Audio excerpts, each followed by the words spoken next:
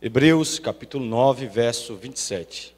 Diz assim a palavra de Deus: E assim como aos homens está ordenado morrerem uma só vez, vindo depois disto o juízo. Essa noite eu quero falar sobre a vida após a morte. Eu conheci um rapaz aqui nessa cidade, ele já está na glória, mas antes da sua morte, eu conversava sempre com ele e ele mostrava um grande medo da morte. Apesar de crer em Jesus, apesar de ter se arrependido dos seus pecados, na igreja que ele congregava, infelizmente, as pessoas não eram preparadas para esse dia, o dia da morte. Esse tema, ele é pouco difundido hoje. Em poucas igrejas falam sobre este assunto. Nós não podemos negligenciar isso, irmãos, porque mais cedo ou mais tarde ela vai chegar para cada um de nós. Um dia você vai enterrar os seus pais e um dia os seus filhos vão te enterrar. Assim nós esperamos, né? Assim nós esperamos. E temos que estar preparados para isso. E somente a palavra de Deus pode nos preparar. Somente a Bíblia oferece esse preparo para nós. Quando nós falamos de morte, irmãos, há muitas heresias por aí. Muitas interpretações bíblicas equivocadas acerca desse assunto. Algumas religiões acham que existe purgatório, que é um terceiro caminho na eternidade. O purgatório, de acordo com essa falsa religião, eles acreditam que vão para lá aquelas pessoas que não foram nem muito boas, nem muito más, está ali. Então não vai nem para o céu, nem para o inferno, vai para o purgatório. Só que isso é uma heresia, porque a Bíblia não fala sobre esse lugar, em nenhuma parte dela. A Bíblia não menciona a existência do purgatório. O purgatório, biblicamente falando, e a Bíblia é a verdade, existe uma verdade absoluta nesse mundo, e é a Bíblia, e a Bíblia não menciona a existência do purgatório. E a Bíblia também não diz que os seres humanos, existem seres humanos que são mais ou menos bons, não é? Não, a Bíblia diz que todos são maus. Todos. Porque a comparação que Deus vai fazer, irmãos, não é com os bandidos, porque nós queremos nos comparar com os bandidos, né? Com essas pessoas desse nível. Deus não vai nos comparar com esse tipo de gente. Deus vai nos comparar com Jesus Cristo. Jesus que é o padrão. E diante dessa comparação, a única conclusão que há é essa. Diante de Jesus, o que nós somos? Maus, pecadores. Porque não tem ninguém nesse planeta, irmãos, capaz de ter uma vida como a de Cristo. Ninguém. Jesus, ele foi santo em tudo. Você consegue? Jesus foi perfeito em tudo. Você consegue? Jesus agradou o Pai absolutamente em tudo. Nós não conseguimos. O purgatório não existe. Só existe dois caminhos: o céu, o inferno. Outros acreditam que existe a reencarnação. Acreditam na reencarnação. Acreditam que quando uma pessoa morre, o espírito vai reencarnar em um outro corpo. E essa reencarnação vai acontecendo até a pessoa chegar em um grau de perfeição. Esse texto que nós acabamos de ler prova que reencarnação não existe. Porque se reencarnação existe, então uma pessoa pode morrer várias vezes, em várias gerações. Mas esse texto aqui está dizendo que assim como aos homens está ordenado morrerem quantas vezes? Uma só vez. Uma única vez. Reencarnação não existe. Não existe. Outros acreditam que nós podemos comunicar com os mortos. Que os mortos visitam aqui essa nossa atmosfera e comunicam com os vivos. Isso é uma outra heresia. A Bíblia deixa bem claro que não há nenhuma comunicação dos vivos com os mortos. Não há nenhuma comunicação. Nada, absolutamente nada. Se a Bíblia fala de morte, nós temos que fazer uma pergunta: por que a morte existe? Por quê? Esse mundo não deveria ser um mundo sem a morte? Sim, deveria, mas por causa do pecado, a morte passou a nossa existência. Deus, quando criou esse mundo, Ele criou esse mundo para que não houvesse morte. Mas Deus, quando criou os nossos representantes, Adão e Eva, Deus deu para eles livre-arbítrio pleno, o poder de escolher sem nenhuma interferência interna ou externa entre obedecer a Deus ou desobedecer a Deus. Adão e Eva, eles eram livres em suas escolhas. Deus desejava que a sua criação o amasse voluntariamente, não por uma imposição do Criador. Deus queria que a sua criação o amasse por decisão própria, que o obedecesse por decisão própria. Mas infelizmente Adão, ele fez uma escolha errada. Ele escolheu desobedecer o seu Criador, que é eterno.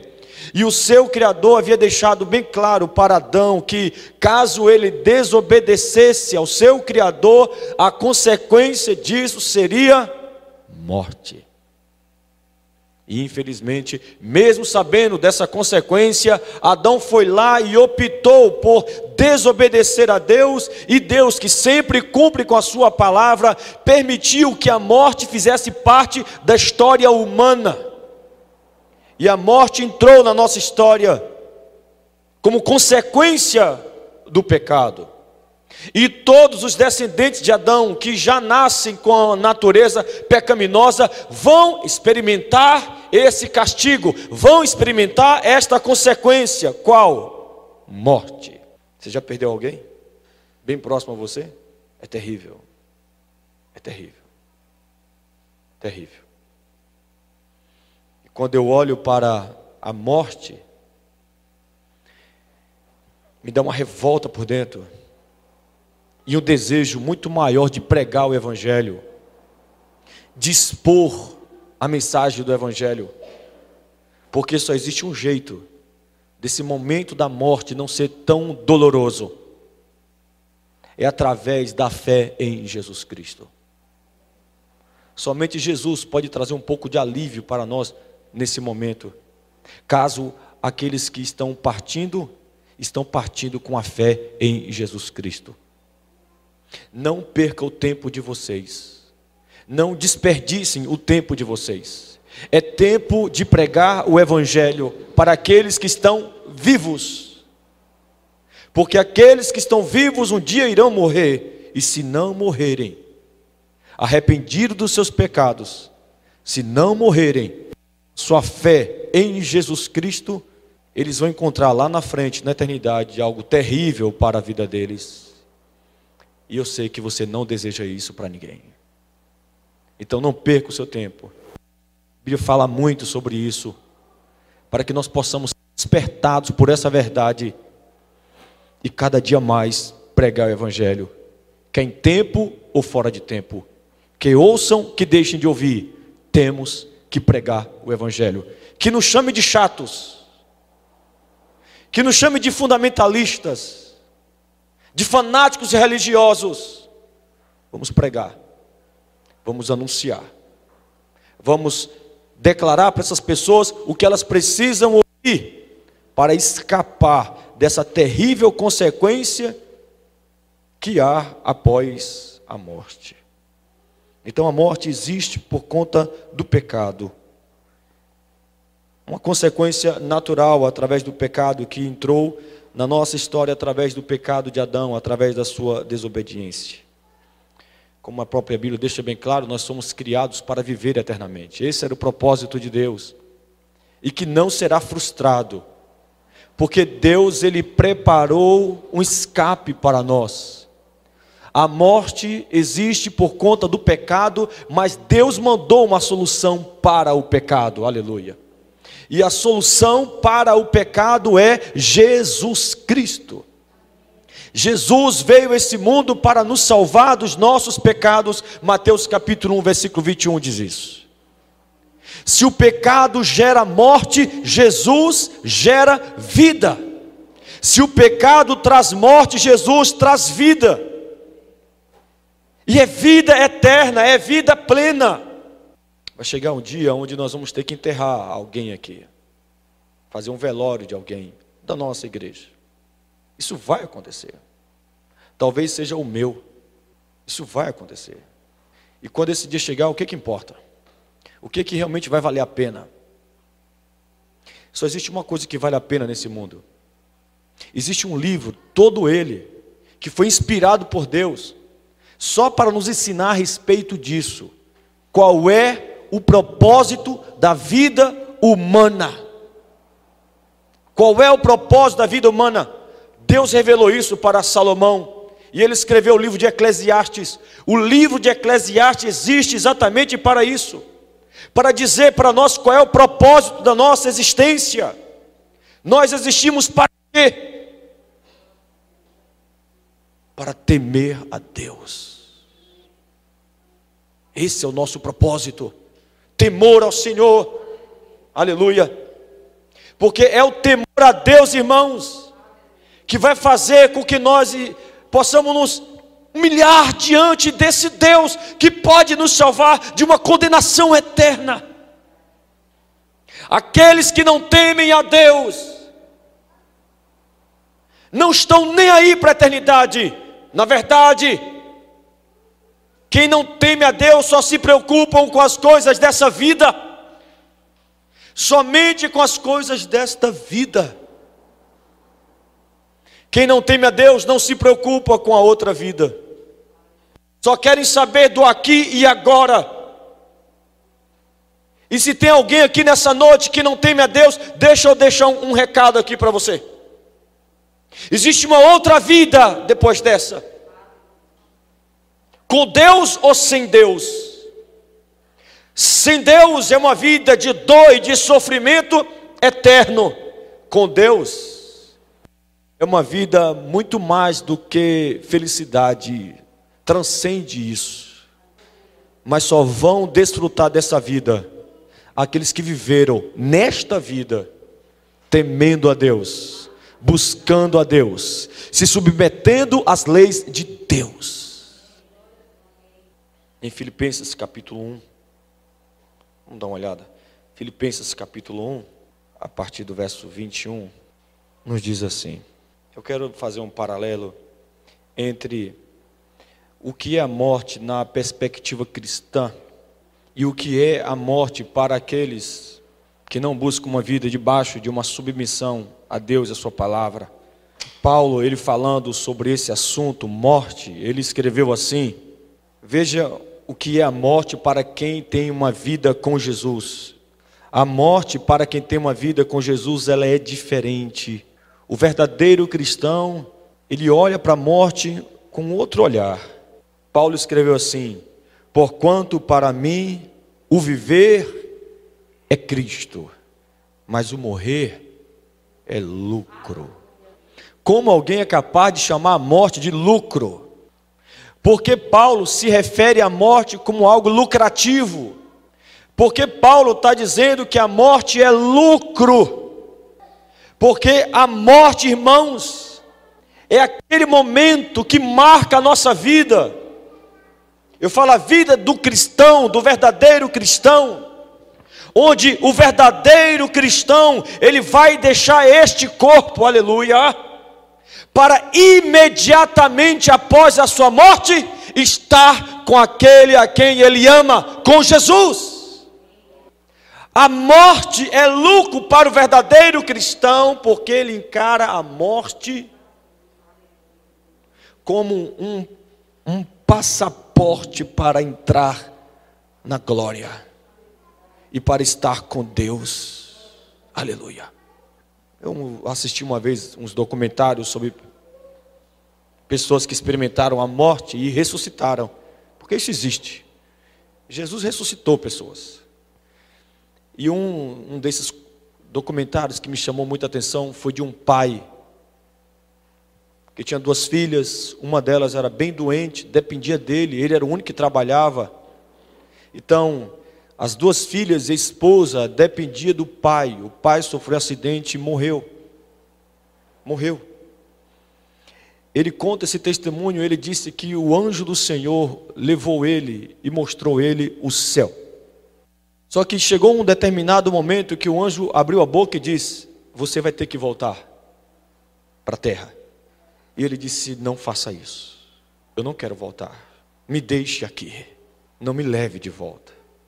O céu, a beleza do céu é algo tão impressionante que um pai, apesar de ter uma família que dependia dele, ele preferiria estar muito mais no céu, lá com Deus, do que voltar para a terra. Porque o que ele viu, o que ele experimentou, é algo tão glorioso, tão sublime, que transcende qualquer coisa que nós experimentamos aqui nessa terra e nessa vida.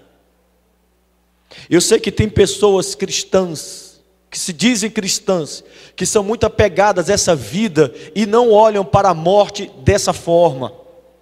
Existem crentes que não olham para a morte como algo lucrativo. Eu conheço crentes que têm medo da morte. Irmãos, somente os ímpios devem temer a morte, porque o nome deles não estão lá no livro da vida. Então, para aqueles que não têm o nome no livro da vida, deveriam temer a morte, porque após a morte é dor e sofrimento. Mas para aqueles que teve um encontro verdadeiro com Jesus, a morte é algo maravilhoso. Maravilhoso, irmãos. A ponto de Paulo dizer que a morte para ele é lucro, o viver é Cristo, mas o morrer é lucro. Ele diz mais aqui no versículo 22 e 23: entretanto, se o viver na carne traz fruto para o meu trabalho, já não sei o que hei de escolher. Ora, de outro lado estou constrangido, tendo desejo de partir, de estar com Cristo, o que é... Vejam o final do verso, por favor. O que é incomparavelmente melhor.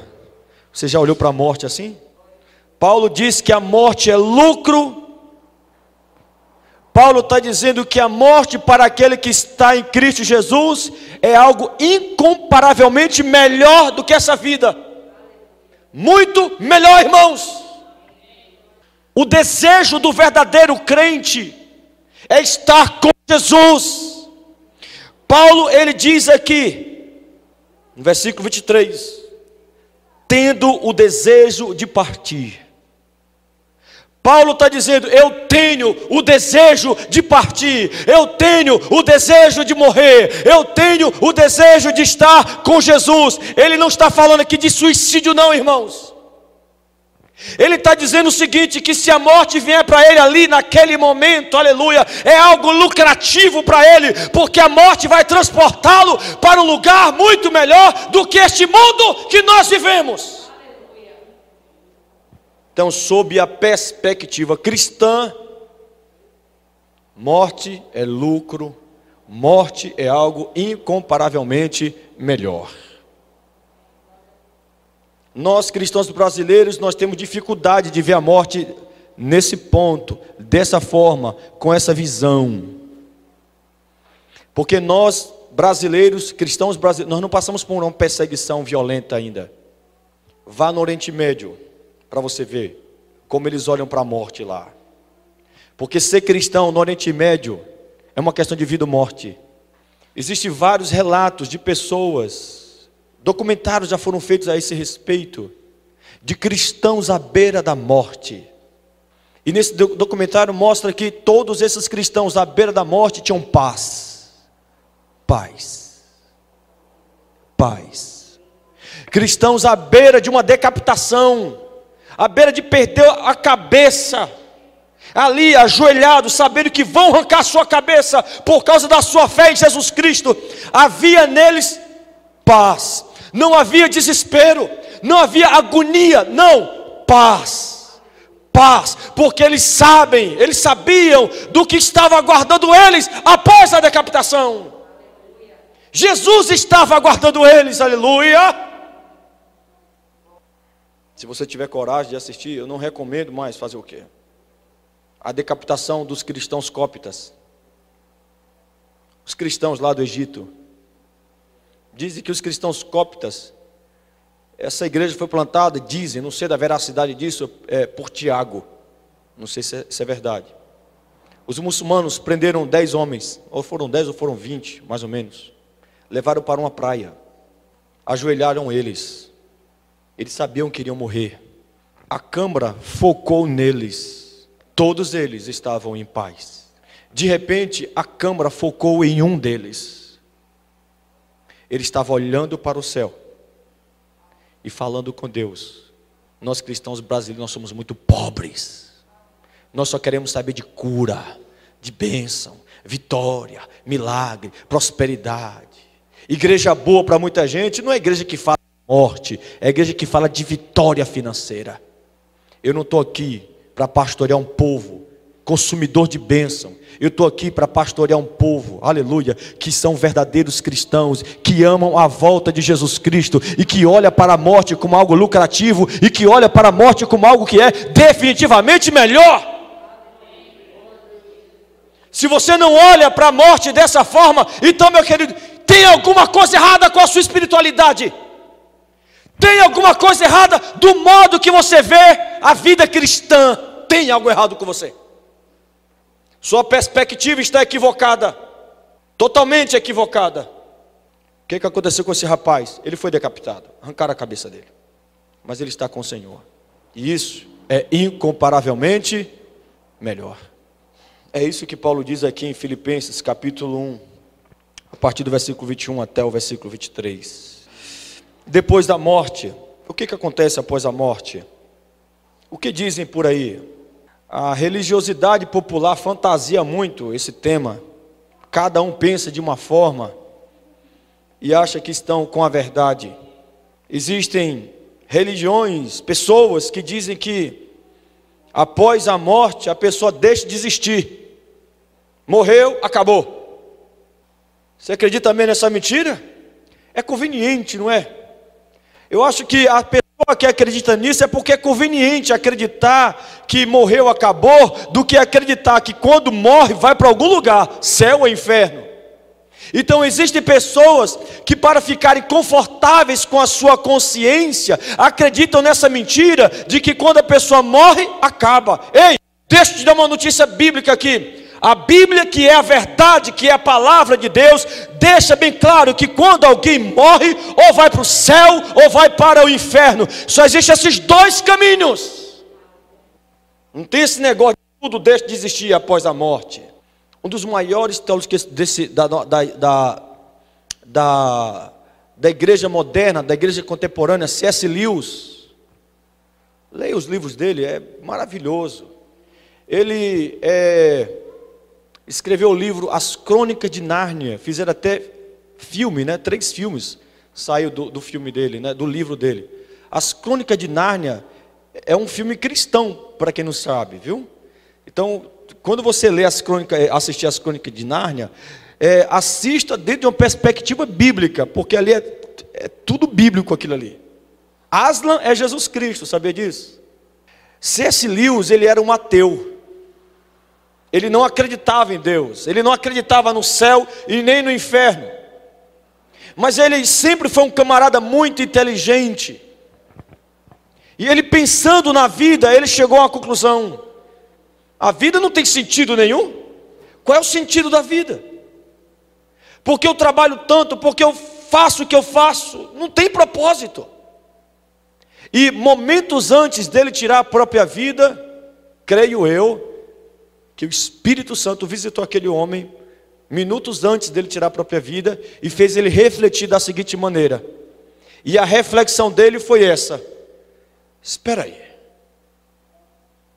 eu estou prestes a tirar a minha própria vida. Mas os cristãos dizem que após a morte existem 2 caminhos, céu ou inferno. E se eu tirar minha vida aqui agora, de acordo com a teologia cristã, eu vou para o inferno. E se os cristãos estiverem certos? Eu estou saindo de um problema e entrando em um outro infinitamente pior. Então ele não tirou a própria vida dele naquele momento, e ele começou a estudar a teologia cristã, e ele se tornou um homem de Deus, um grande teólogo, aleluia. e deixou para nós aí livros e mais livros sobre este assunto, sobre Deus, sobre Jesus, sobre o Evangelho. Ainda bem que ele encontrou um propósito para a vida dele antes de tirar a sua vida. Outros dizem que, como eu falei, que o espírito reencarna em outro corpo. São os espíritas que acreditam nisso. Qual é a base bíblica que eles têm? Existem algumas passagens bíblicas que eles forçam demais o texto, apenas para dar veracidade para a doutrina falsa que eles acreditam. Mas como nós lemos aqui em Hebreus 9, 27, que diz o seguinte, que o homem está ordenado. Quem é que ordena?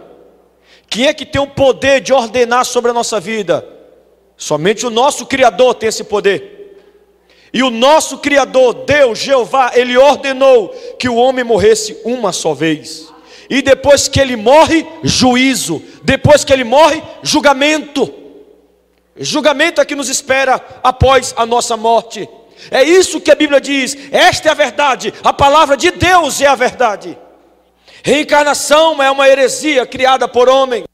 Terceiro posicionamento de algumas religiões populares que fantasiam demais sobre esse tema é que é possível sim falar com mortos, e aí fazem sessões, e aí tenta conversar com o pai, com a mãe que já morreu, com os parentes, aquela coisa toda. Ei, tudo aquilo ali é demônio, tudo. A Bíblia deixa bem claro que não tem como um morto voltar aqui. Uma quarta heresia sobre esse posicionamento dessas religiões é que é impossível saber o que há além da morte. Eles acreditam o seguinte: olha, quem é que foi lá e voltou, não é? Para dizer para nós. Eu vou dizer quem foi lá e voltou para dizer: Jesus Cristo. Jesus Cristo, Ele disse para nós o que está do outro lado. E Ele voltou aqui para nos dizer. Jesus morreu e ressuscitou. Isso eu estou falando no sentido humano. No Jesus homem. Mas no Jesus que é Deus. Porque Jesus é Deus, Ele que criou todas as coisas, Ele que criou os céus e a terra, Ele que criou o inferno também, para Satanás e seus anjos, e para todos que não querem se submeter à vontade dEle. E Ele tem o direito de fazer isso, porque Ele é Criador, Ele tem o direito. Esse terno aqui é meu, se eu quiser rasgar ele aqui agora eu rasgo, e daí se você achar ruim? É meu, custou meu dinheiro, eu rasgo se eu quiser, eu destruo ele se eu quiser, isso aqui é meu. Não tem como o meu blazer me questionar alguma coisa, eu o comprei. Por mais que você faça isso, que direito você tem de questionar o seu Criador?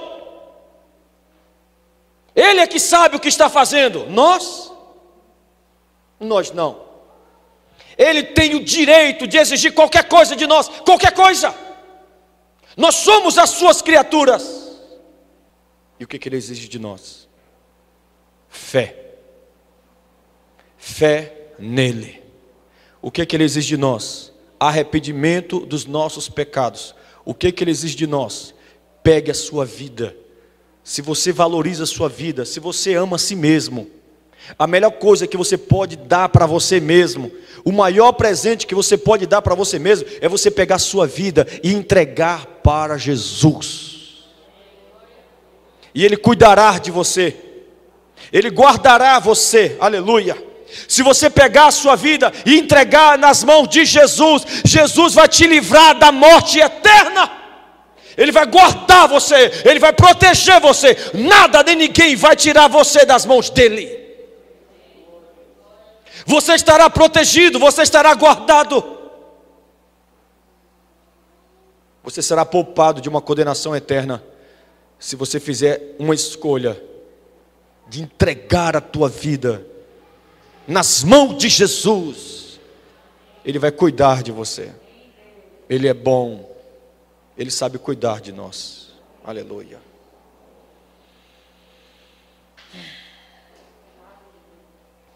Eu falei sobre a morte dentro da perspectiva cristã. E o que acontece com os ímpios após a morte? Vamos ler uma passagem que fala muito sobre isso. Lucas 16, a partir do verso 22. Vamos ler logo toda essa parábola, né? Vamos ler a partir do 19. Quer saber como será a morte dos ímpios? Como é a vida deles após a morte? daqueles que não querem obedecer, daqueles que não querem se sujeitar, daqueles que não querem entregar a sua vida, que não querem se arrepender. Jesus, ele conta uma história, uma parábola sobre esse assunto, que nos deve fazer com que possamos temê-lo ainda mais. Porque se para os verdadeiros cristãos, porque existem os falsos, existe sim os falsos, eles estão por aí no nosso meio. E quando eu falo de crente, eu só falo dos verdadeiros. Para os verdadeiros, morte é lucro. Para os verdadeiros, morte é algo definitivamente melhor. Mas para os falsos, é algo terrível. Terrível. E Jesus, ele fala sobre isso aqui nessa passagem. Ora, a partir do 19. Ora, havia certo homem rico que se vestia de púrpura e de linho finíssimo, e que todos os dias se regalava esplendidamente, todos os dias. Havia também certo mendigo chamado Lázaro, coberto de chagas, que jazia à porta a porta do rico, e desejava alimentar-se das migalhas que caíam da mesa do rico. E até os cães vinham lamber-lhe as suas feridas. Aconteceu morrer o mendigo, e ser levado pelos anjos para o seio de Abraão. O seio de Abraão aqui é paraíso. Morreu também o rico e foi sepultado no inferno. Verso 23. Estando em tormentos, o rico levantou os olhos e viu ao longe a Abraão e Lázaro no seu seio. Então, clamando, disse: Pai Abraão, tem misericórdia de mim, e manda a Lázaro que molhe em água a ponta do dedo, e me refresque a língua, porque estou atormentado nesta chama. Disse, porém, Abraão: Filho, lembra-te de que recebeste os teus bens em tua vida, e Lázaro igualmente os males. Agora, porém, aqui ele está consolado, tu em tormentos. E além de tudo, está posto um grande abismo entre nós e vós, de sorte que os que querem passar daqui para vós outros não podem, nem os de lá passar para nós. Então replicou: Pai, eu te imploro que o mandes à minha casa paterna, porque tenho 5 irmãos, para que eles dê testemunho, a fim de não virem também para este lugar de tormento, de não ir para o inferno. Respondeu Abraão: Eles têm Moisés e os profetas, ouça-nos. Mas ele insistiu: Não, pai Abraão, se alguém dentre os mortos for ter com eles, arrepender-se-ão. Abraão, porém, lhe respondeu: Se não ouvem a Moisés e aos profetas, tampouco se deixarão persuadir, ainda que ressuscite alguém dentre os mortos. Jesus, ele contou essa parábola para falar para você sobre morte, para dar lição para você sobre morte, para falar sobre você sobre morte. Você precisa aprender mais sobre a morte, porque você vai experimentar. Então Jesus conta a história de 2 pessoas aqui, de Lázaro, o mendigo, que com certeza temia a Deus, mas era pobre. E tinha aqui o rico, que não estava nem aí para Deus, não estava nem aí para as coisas de Deus. Nunca ele fez uma oração na vida dele. O rico nunca clamou a Deus, nunca. Sabe quando é que esse rico foi clamar a Deus? No inferno, mas já era tarde demais.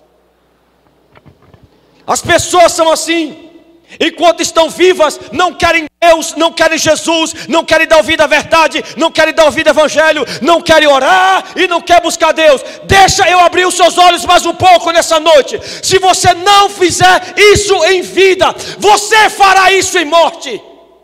E quando você fizer isso em morte, não haverá mais oportunidade de salvação para você. Oportunidade é agora, enquanto você está vivo. Se você quer orar, ore agora. Se você quer se arrepender, se arrependa agora. Se você quer buscar Deus, busque agora, porque depois da morte não adianta mais. Não adianta mais. O sofrimento desse rico era tão grande no inferno, que ele diz aqui que ele estava em chamas. Ele disse: pai Abraão, manda Lázaro aí molhar o dedo na água e pingar uma gota na minha boca. Ele só queria uma gota.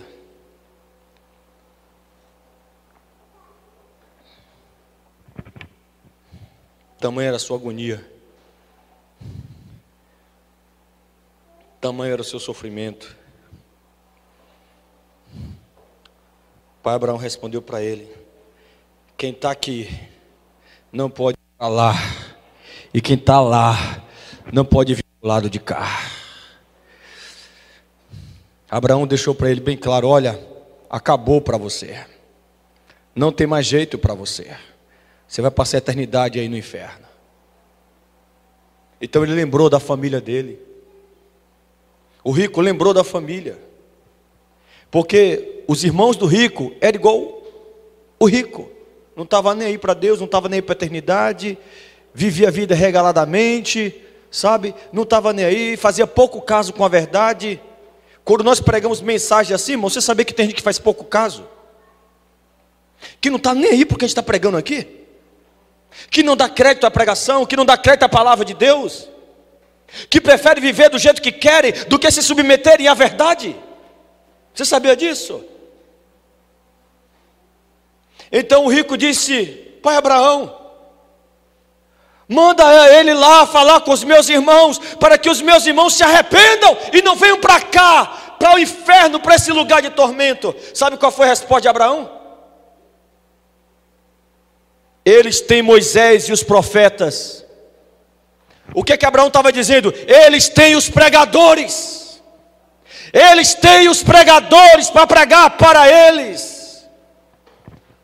E ele insiste um pouco mais: não, pai Abraão, se alguém dentre os mortos for ter com eles, arrepender-se-ão.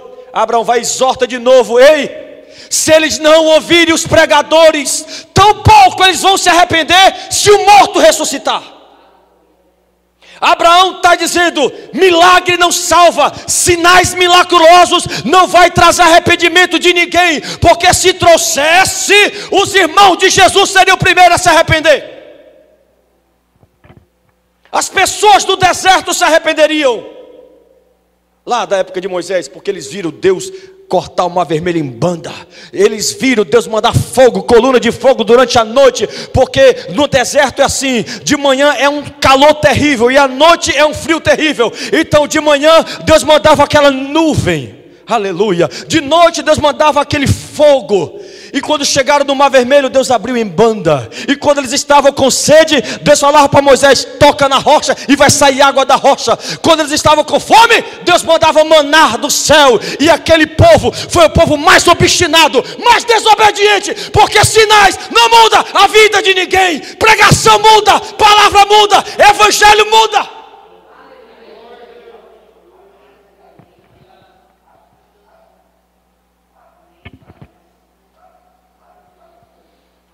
Caraçulha da laia.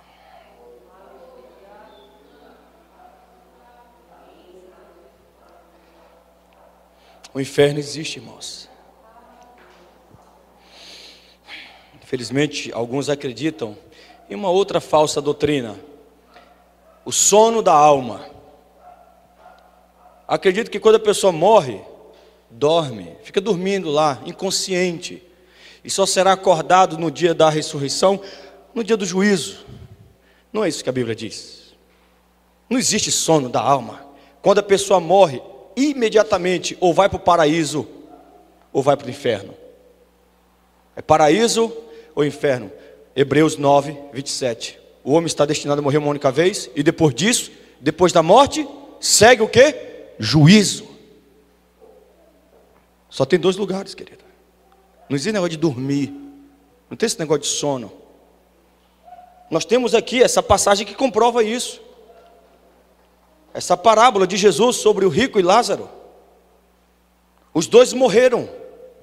Um foi para o inferno, o outro foi para o paraíso, imediatamente.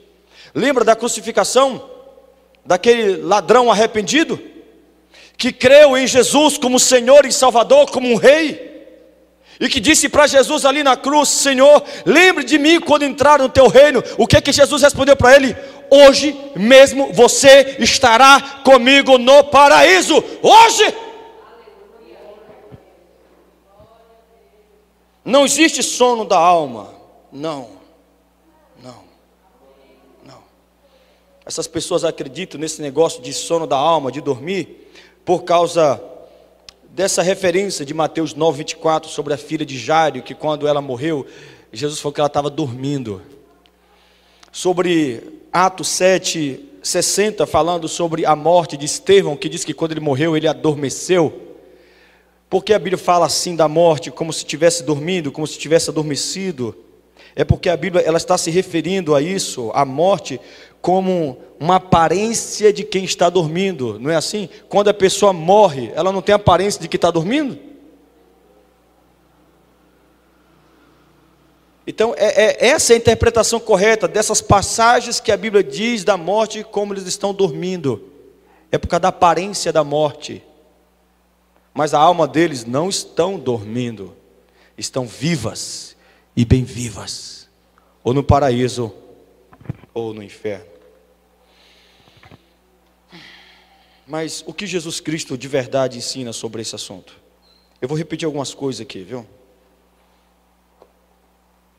Mateus 10:28, anote, não vai dar tempo para a gente ler. Mateus 10:28 e Mateus 5:11-12. Jesus deixa bem claro que só há dois caminhos. Jesus que diz: se tu não acreditar em Jesus, meu filho, então não posso fazer mais nada por você. Você não acredita no que Jesus Cristo disse, então você não vai acreditar mais em ninguém. Porque eu não conheço ninguém mais confiável, mais verdadeiro do que Jesus Cristo. E ele disse que na eternidade só existe dois lugares, céu ou inferno. E as referências são essas: Mateus 10:28, Mateus 5:11 e o 12.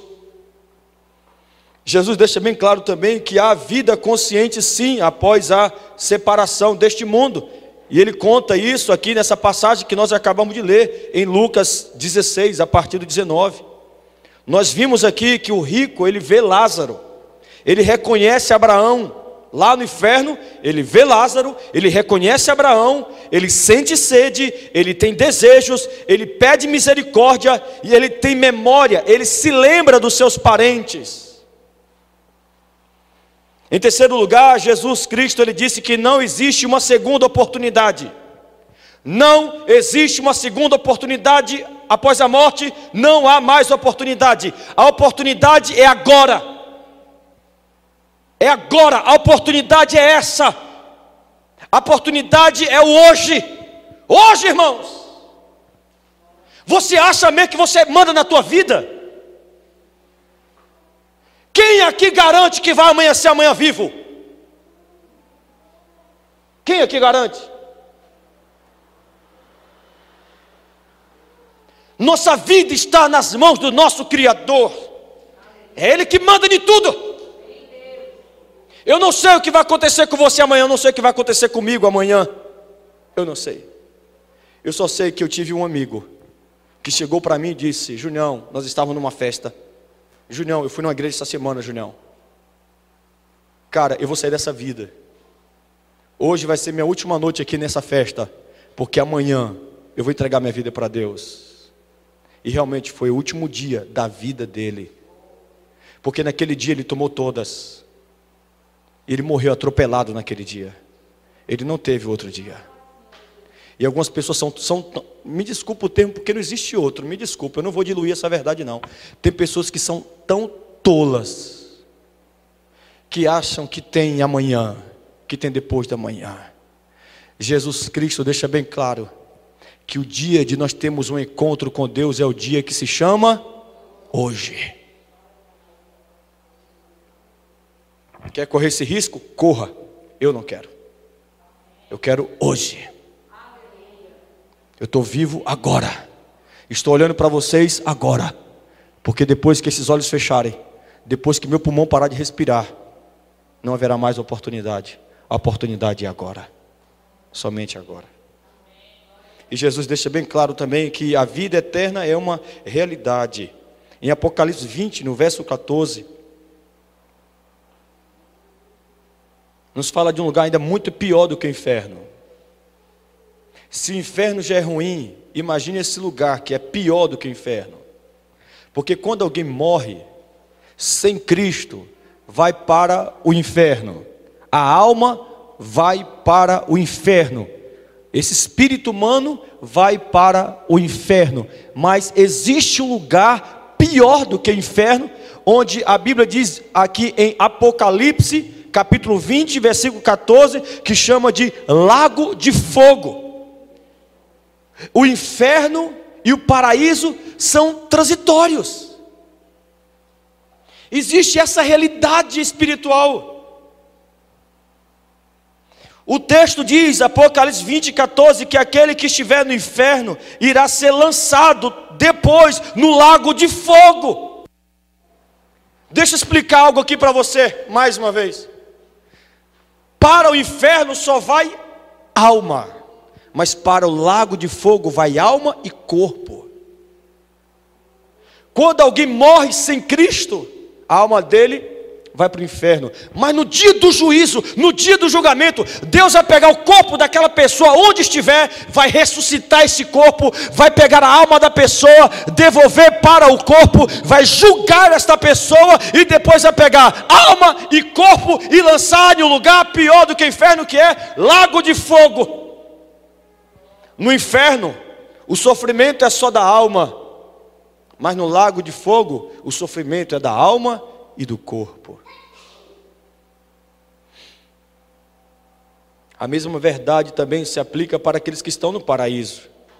Apocalipse 21, do 1 ao 4, também fala sobre isso.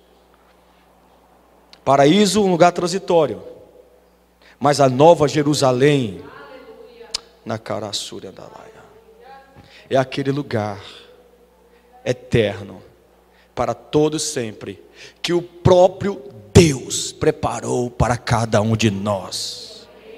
Gente, eu amo a natureza, meu Deus, como eu amo a natureza. Aleluia. Você já viu um pavão assim de pertinho? De pertinho. Um pavão, foi a mão de Deus que fez aquilo ali. Você já viu uma arara bem de perto, uma arara? Foi a mão de Deus que fez aquilo ali. Você já viu aquele pássaro 7 cores? Os 7 cores, é lindo, lindo, lindo. Foi Deus que fez aquilo ali. Você já viu o dourado do mar, o dourado marinho? Você já viu como é que é? É lindo aquele peixe. A maioria dos pescadores não gostam de matar o dourado, porque ele é tão lindo, ele é tão belo, e quando ele morre, ele perde todas as suas cores. Aquela cor do dourado, ele tem várias cores. Quando o sol bate nele, reflete todo tipo de cor no dourado, e quando ele morre, ele fica cinza. Nenhum pescador gosta de ver um dourado morrer. Foi Deus que fez aquilo ali. Você lembra a primeira vez que você foi ao mar? Primeira vez que você chegou na praia e que você olhou para aquele oceano? Aquilo ali foi a mão de Deus que criou aquilo ali.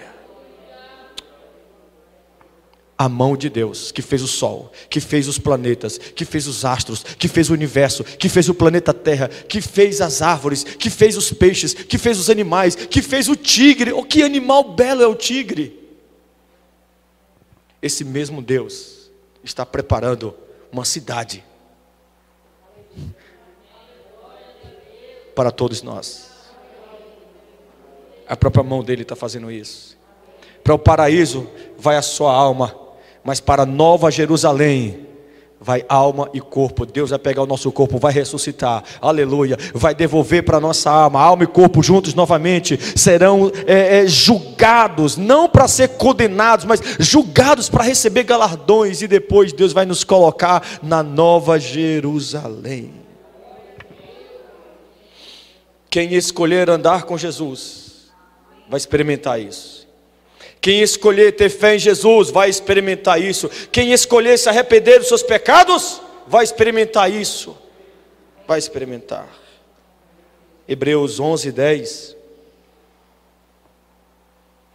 nos fala sobre esse lugar.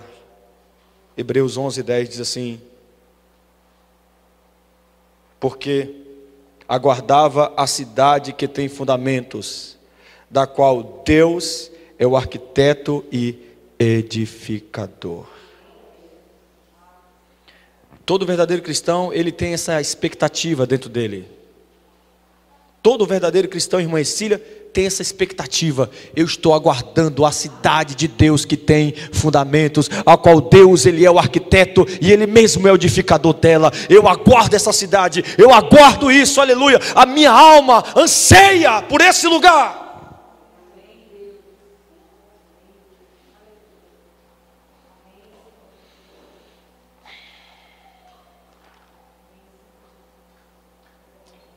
Concluindo,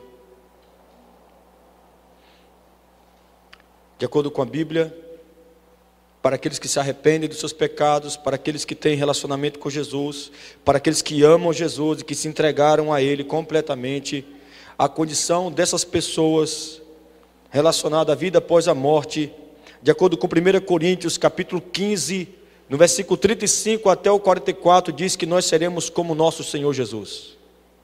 O nosso corpo será completamente transformado e glorificado. Esse corpo miserável que nós temos, ele será transformado em um corpo incorruptível. Um corpo que não é capaz de pecar. Um corpo perfeito, completamente perfeito. Seremos como Jesus. A Bíblia deixa bem claro também que nesse lugar só acontece o melhor. Lá na glória, na Nova Jerusalém, só acontece o melhor. Lá só haverá alegria, lá só haverá adoração a Deus, lá só haverá júbilo. E tudo o que faz o homem lá, irmãos, é tudo muito mais feliz do que nós podemos imaginar. Não há nada de felicidade aqui nessa terra que nós podemos comparar com o que está nos aguardando. É algo muito mais belo, é algo muito mais profundo. O que Deus tem preparado para nós, irmãos, nossa imaginação é incapaz de imaginar o que Deus tem preparado para nos dar.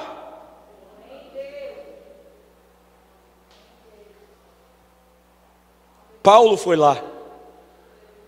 O apóstolo Paulo foi lá. Deus levou Paulo até o terceiro céu. O que Paulo viu era algo tão glorioso que ele disse: o que eu vi não é lícito dizer aos homens. Nossa, Paulo foi cruel comigo. Me deixou curioso demais. O que esse homem viu? O que esse homem viu que ele não poderia dizer para mim? Aleluia! Eu fico vendo esses tolos que ficam fazendo piadinha do céu. Eu quero ver eles fazer piadinha do céu quando a morte chegar para eles. Fica dizendo que o céu é chato.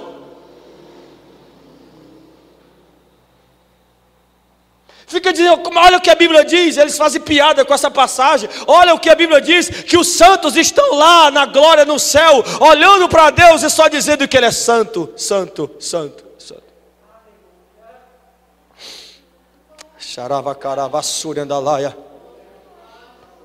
A minha perspectiva é esta.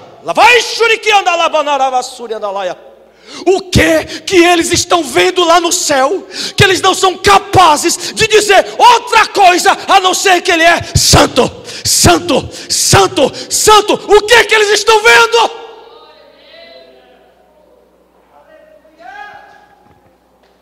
Eles estão vendo algo muito glorioso. Muito glorioso. Na caravassura da laia, cheve canta la manaia. O que eles estão contemplando? Que eles não param de adorar, eles não param de louvar, eles não param de jubilar, eles não param de bendizer. O que eles estão vendo? Terceiro lugar, a Bíblia diz que esse lugar é um lugar sem pecado. Tudo que corrompe a vida humana, tudo que atrapalha o nosso relacionamento com Deus, lá não terá vez. Lá não vai entrar, porque lá será um lugar sem pecado. E de acordo com Apocalipse 21, do versículo 18 ao 21, eu vou terminar lendo essa passagem com vocês.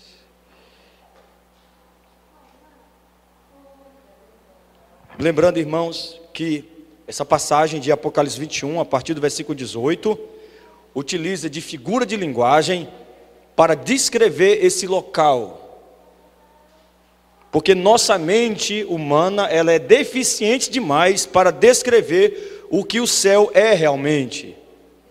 Então, o apóstolo João, ele vai se utilizar de figura de linguagem para tentar descrever o que ele está vendo. E o texto diz assim, finalizando, viu?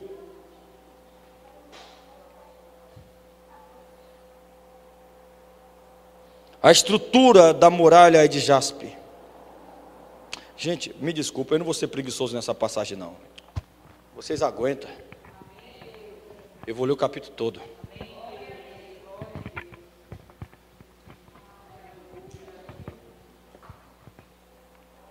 A partir do 1. Vi o céu e nova terra, pois o primeiro céu e a primeira terra passaram, e o mar já não existe.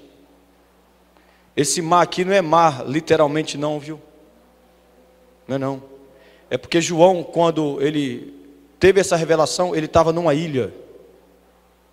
E a única coisa que mantinha os presos naquela ilha era o mar. Então ele está fazendo uma figura de linguagem dizendo que lá não existe mar, ou seja, lá não vai existir nada que vai nos prender. Vi também a cidade santa, a nova Jerusalém que descia do céu da parte de Deus, aleluia, ataviada como noiva, adornada para o seu esposo, aleluia. Então ouvi grande voz vinda do trono dizendo: eis o tabernáculo de Deus com os homens, maravilha, Deus habitará com eles, nossa, eles serão povo de Deus e Deus mesmo estará com eles. Deus vai morar conosco. O Criador dos céus e da terra habitará conosco. Aleluia. Então ouvi uma grande voz vinda do trono dizendo: eis o tabernáculo de Deus com os homens, Deus habitará com eles, eles serão povo de Deus e Deus mesmo estará com eles, e lhes enxugará dos olhos toda lágrima. A morte já não existirá, já não haverá luto, nem pranto, nem dor, porque as primeiras coisas passaram. E aquele que está sentado no trono disse: eis que faço novas todas as coisas. E acrescentou: escreve, porque estas palavras são fiéis e verdadeiras. Disse-me ainda: tudo está feito, eu sou o alfa e o ômega, o princípio e o fim. Eu, a quem tem sede, darei de graça da fonte da água da vida. Aleluia. O vencedor herdará estas coisas. Que coisa? Estas que estão aqui. Eu lhe serei Deus, ele me será filho. Quanto porém aos covardes. Que covarde é esse aqui? Que tipo de covarde é esse aqui? Os que não querem entregar a vida para Jesus. Os que não querem testemunhar de Jesus. Os que têm vergonha de abrir a boca e dizer: eu sou cristão, eu sou crente, sou filho de Deus. Quanto porém aos covardes, aos incrédulos, aos abomináveis, aos assassinos, aos impuros, aos feiticeiros, aos idólatras e a todos os mentirosos, a parte que lhe cabe será onde? No lago que arde com fogo e enxofre, a saber, a segunda morte. Então veio um dos 7 anjos que tinha 7 taças cheias dos últimos 7 flagelos, e falou comigo dizendo: vem, mostrar-te-ei a noiva, a esposa do Cordeiro. E me transportou em espírito até uma grande e elevada montanha, e me mostrou a santa cidade, Jerusalém, que descia do céu da parte de Deus. Eu vejo muita beleza nisso aqui. Eu vejo muita beleza nisso aqui. A qual tem a glória de Deus. Essa cidade tem a glória de Deus. O seu fulgor era semelhante a uma pedra preciosíssima. É semelhante a uma pedra preciosa, mas é muito mais do que uma pedra preciosa, com pedra de jaspe cristalina. Tinha grande e alta muralha, 12 portas, e junto às portas 12 anjos, e sobre elas nomes escritos, que são os nomes das 12 tribos do filho de Israel. 3 portas se achavam a leste, 3 ao norte, 3 ao sul e 3 ao oeste. A muralha da cidade tinha 12 fundamentos, e estavam sobre estes os 12 nomes dos 12 apóstolos do Cordeiro. Aquele que falava comigo, o anjo, tinha por medida uma vara de ouro para medir a cidade, as suas portas e a sua muralha. A cidade é quadrangular, de comprimento e largura iguais, e mediu a cidade com a vara até 12.000 estádios. Isso aqui é impressionante. 12.000 estádios vai dar quase 2.000 quilômetros até onde o anjo mediu, porque tinha mais cidade para medir, mas até onde o anjo mediu, a cidade tinha quase 2.000 quilômetros. Isso é impressionante. Deixa eu te falar porque ela é impressionante. Porque a cidade é quadrada, são larguras e comprimentos iguais. O que tem de comprimento tem de altura. E eu pergunto a vocês, qual é o pico mais elevado, qual é a montanha mais elevada que existe nesse planeta? Quantos metros ela tem? Quantos quilômetros ela tem? 12 quilômetros. Para chegar lá tem que usar balão de oxigênio, senão morre. A cidade que Deus preparou, até onde o anjo mediu, tem 2.000 quilômetros de altura na Caravassura da Laia. É impressionante isso. E mediu a cidade com vara até 12.000 estádios. O seu comprimento, largura e altura são iguais. Mediu também a sua muralha, 144 côvados, medida de homem, isto é, de anjo. A estrutura da muralha é de jaspe, também a cidade é de ouro puro, semelhante a vidro límpido. Os fundamentos da muralha da cidade estão adornados de toda espécie de pedras preciosas. O primeiro fundamento é de jaspe, o segundo de safira, o terceiro de calcedônia, o quarto de esmeralda, o quinto de sardônio, o sexto de sárdio, o sétimo de crisólito, o oitavo de berilo, o nono de topázio, o 10º de crisópraso, o 10º de jacinto e o 12º de ametista. Gente, é bela, irmãos. A cidade é bela. A cidade não precisa nem do sol, nem da lua para lhe dar em claridade, pois a glória de Deus a iluminou, e o Cordeiro é a sua lâmpada. As nações herdarão mediante a sua luz, e os reis da terra lhe trazem a sua glória. As suas portas nunca jamais se fecharão de dia, porque nela não haverá noite, e lhes trarão a glória e a honra das nações. Nela nunca jamais penetrará coisa alguma contaminada, nem o que pratica abominação e mentira, mas somente os escritos no livro da vida do Cordeiro.